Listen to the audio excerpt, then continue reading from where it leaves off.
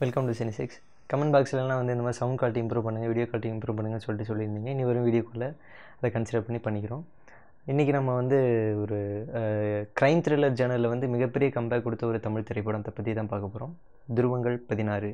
இந்த படத்தோட டைட்டிலுக்கு ஏன் அந்த டைட்டிலுக்கான காரணத்தை வந்து நான் கடைசியில் சொல்கிறேன். வீடியோ தொடர்ந்து வாட்ச் பண்ணுங்கள். டைட்டில்கால வந்து ரஹ்மான் வந்து பேக்ரவுண்ட் வாய்ஸ் கொடுத்துட்டே இருப்பார். அவரோட பாயிண்ட் ஆஃப் வியூவில் தான் ஸ்டோரி ஸ்டார்ட் ஆகும். அப்படி சொல்லும்போது என்னோடய ஒய்ஃபை நான் இழந்துட்டேன், இருந்தாலும் இந்த வேலையை வந்து என்னால் எடுக்க முடியல, என்னால் இதை விட்டு தாண்டி போக முடியல அப்படின்னு சொல்லி அவரோட ஸ்டோரி அவரோட இதெல்லாம் சொல்லிகிட்டே இருப்பார். சொல்லிகிட்டே இருக்கும்போது அது என்ன ஃப்ரேமில் சொல்கிறாங்க அப்படின்னா, உங்களுக்கு செஸ் போர்டு இருக்கும். செஸ் போர்டில் வந்துட்டு அந்த குவீன் வந்து இப்படி சாஞ்சிருப்பாங்க. I lost my wife.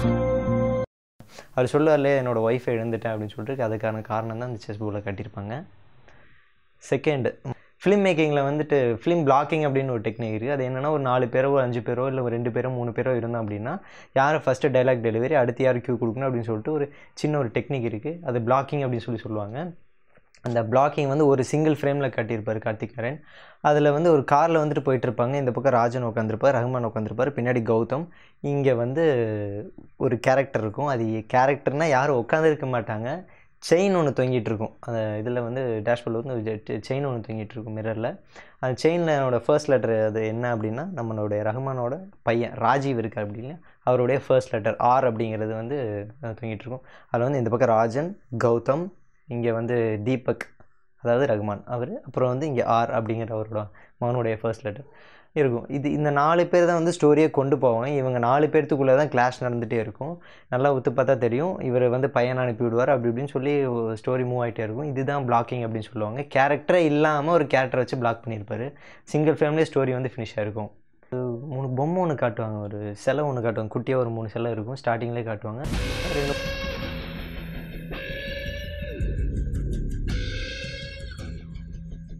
3 இடத்துல டினோட் பண்ணியிருப்பாங்க. அந்த பொம்மை வந்து 3 பொம்மையாக இருக்கும். நம்ம ஃபர்ஸ்ட்டு சஸ்பெக்டே வந்து 3 பேர் மேலே தான் நம்ம வைப்போம். அந்த 4வது ஆள் யார் அப்படின்னு சொல்லிட்டு, அது உண்மையான சஸ்பெக்ட் யாருன்னு சொல்லிட்டு நம்ம கண்டுபிடிச்சிருக்கவே மாட்டோம். அது வரைக்கும் அந்த 3 பொம்மை வந்து காட்டிகிட்டே இருப்பாங்க. ஒரு கட்டத்தில் வந்து ரஹ்மான் வந்து அது என்ன பி பாசிட்டிவ் ஓ பாசிட்டிவ் அப்படிங்க கேட்கும்போது பி பாசிட்டிவ் அப்படின்னு சொல்லிட்டு சொல்லுவாங்க.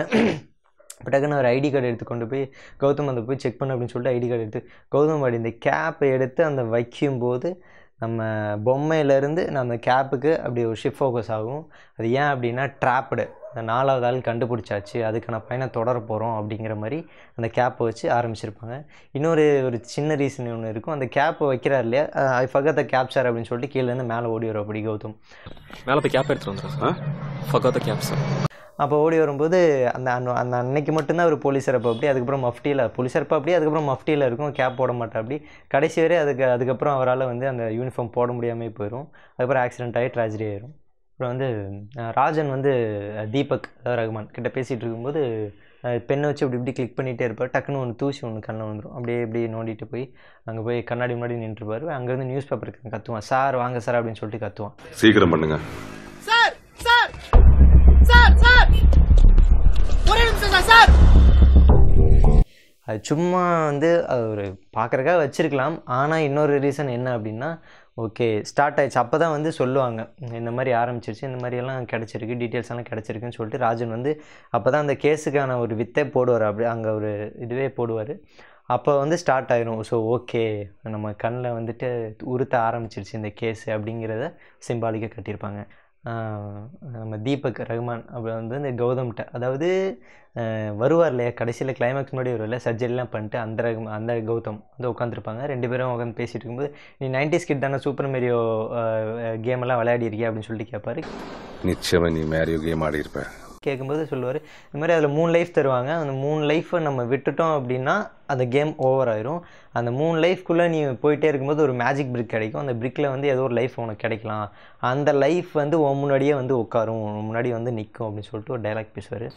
கேமோட ஸ்டார்டிங்கில் 3 லைஃப்ஸ் இருக்கும்.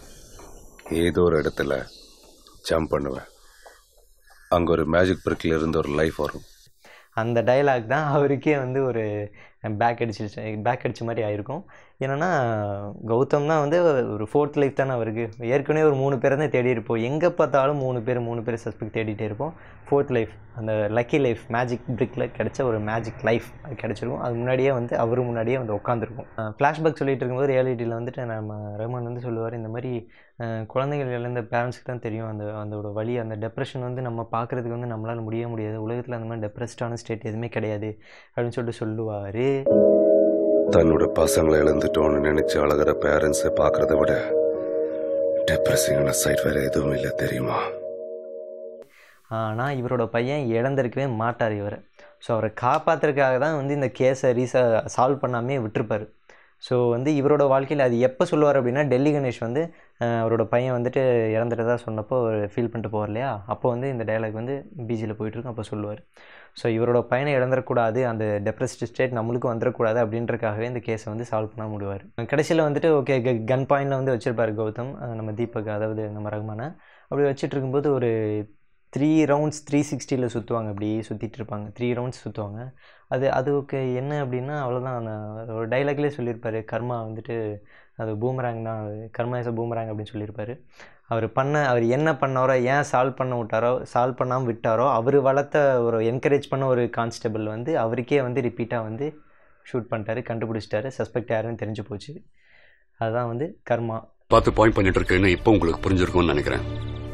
என்னோட 5 வருஷம் வாழ்க்கையும் என்னுடைய அடையாளத்தை அழிச்சுவேன். இந்த உண்மை உங்களுக்கும் தெரியும், தெரிஞ்சும் நீங்க ஒன்றும் பண்ணல.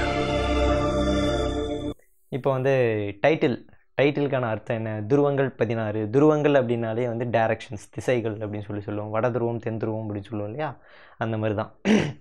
இப்போ வந்து ஏன் 16 அப்படின்னு வச்சாங்க அப்படின்னா, இதில் வந்து 16 பேருடைய பெர்ஸ்பெக்டிவ் பாயிண்ட் ஆஃப் வியூவில் வந்து இந்த ஸ்டோரி வந்து மூவ் ஆகும். யாராக இருக்கட்டும், ராஜனாக இருக்கட்டும், கௌதமாக இருக்கட்டும், தீபக்காக இருக்கட்டும், இல்லை அந்த நியூஸ் பேப்பர்காரனாக இருக்கட்டும், ஸ்ருதியாக இருக்கட்டும், வைஷ்ணவியாக இருக்கட்டும், கிறிஷாக இருக்கட்டும், இந்த மாதிரி ஒரு 16 பேர் இருப்பாங்க. எல்லாரோட பாயிண்ட் ஆஃப் வியூவில் அந்த கேஸ் வந்து நம்மளுக்கு ஒரு சஜஷன் கொடுத்துட்டே இருக்கும். இவங்க தான் அப்படின்னு சொல்லிட்டு நம்மளை ஒரு பாயிண்ட் வந்து நம்மளை ஆசிலேட் பண்ணிட்டே இருக்கும். ஸோ அதனால தான் வந்து துருவங்கள் 16 அப்படின்னு சொல்லிட்டு டைட்டில் வச்சுருப்பார் கார்த்திக் நாராயண். ரொம்ப பிரில்லியண்ட்டான ஃபிலிம், பார்க்காதவங்களாம் பார்த்துருங்க. இந்த படத்தை பற்றி உங்களுக்கு நிறையா ஐடியாலஜி தோணுச்சு அப்படின்னா நீங்கள் கமெண்ட்டில் பண்ணுங்கள். அதை நாங்கள் பார்ட் 2ன்னு கூட ரிலீஸ் பண்ணுறோம்.